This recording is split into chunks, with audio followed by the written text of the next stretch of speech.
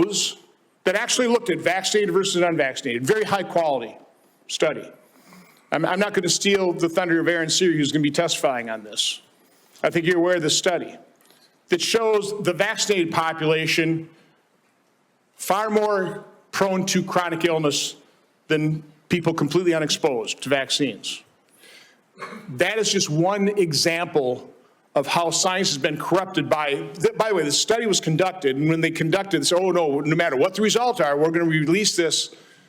They got the results in 2000. It is yet to be released. We're going to enter that in the record on Tuesday. Do you want to just talk about what you've witnessed in terms of the capture of the agencies that you're now in charge of, the corruption of science, which I believe you just said, that is almost your number one goal, right, is try to bring integrity and credibility back to science, which has been corrupted by the people who pay for it, by federal health agencies being captured by pharmaceutical industries, by Big Pharma, by Big Food.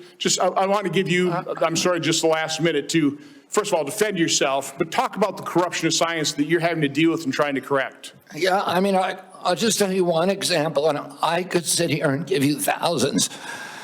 But in 2002, CDC did an internal study of Atlanta and Fulton County, Georgia children, and looked at children who got the MMR vaccine on time and compared those to kids who got them later. So in other words, kids who got them before 36 months and kids who got them afterward.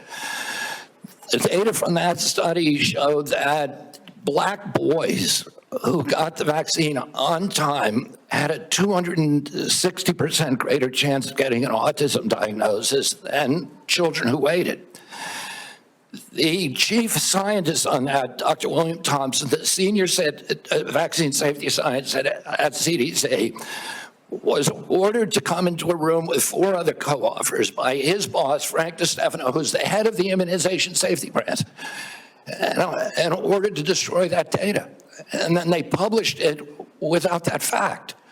So you know that story, I know that story, and you know of hundreds of stories like that. It happens all the time. We are being lied to by these agencies, and we're going to change that right now. What difference at this point does it make? Join the movement. Feel the vibe. TrumpRap.com, where truth and rhythm collide.